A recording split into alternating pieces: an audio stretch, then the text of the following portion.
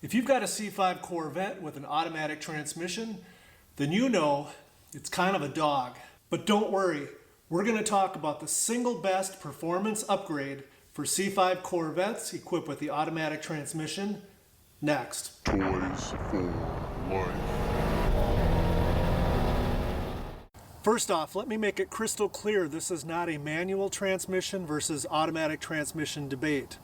One is not better than the other. Each has certain characteristics that make it better for certain uses. For example, it's generally accepted that automatic transmissions are much better for drag racing. Manual transmissions are much better for road racing. Both have their pros and cons on the street, and you should purchase whatever best matches your intended use and your preferences.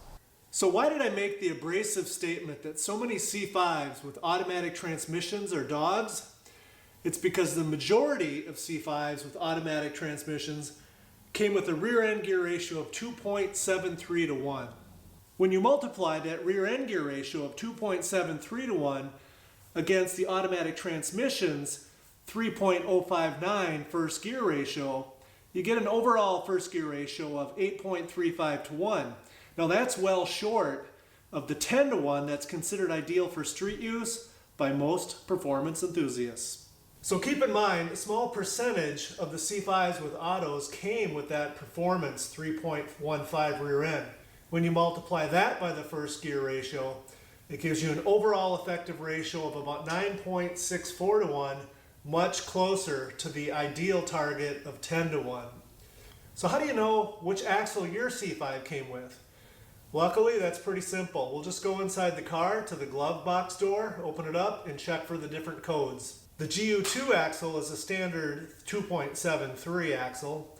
G90 is the performance 315 axle that was an option for the automatic cars. And in this example, my 6-speed manual car has a 3.42 axle, which is GU6. So if you have a C5 automatic with the 2.73 rear end gears and you're looking for better performance, then without a doubt, the absolute best upgrade for you is going to be swapping in a better rear end differential with lower gears.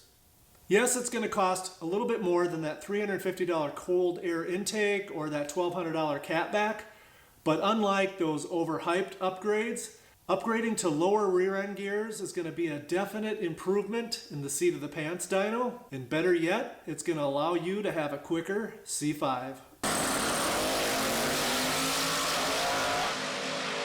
How much quicker? Well, consider this firsthand experience.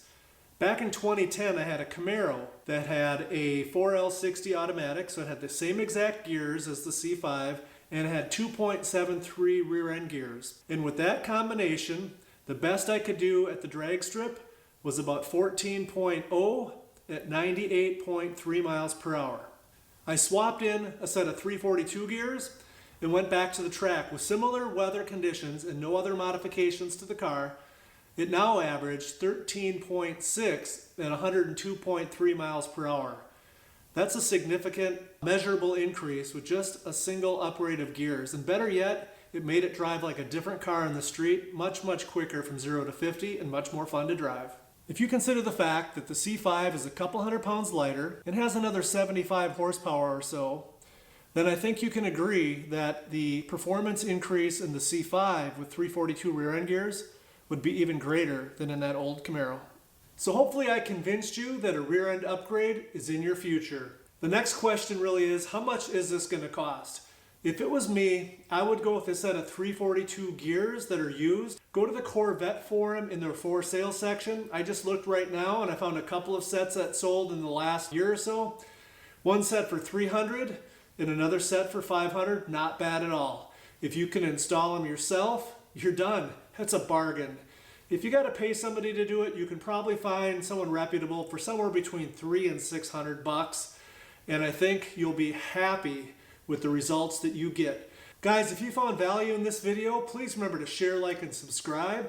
And as always, thanks for watching.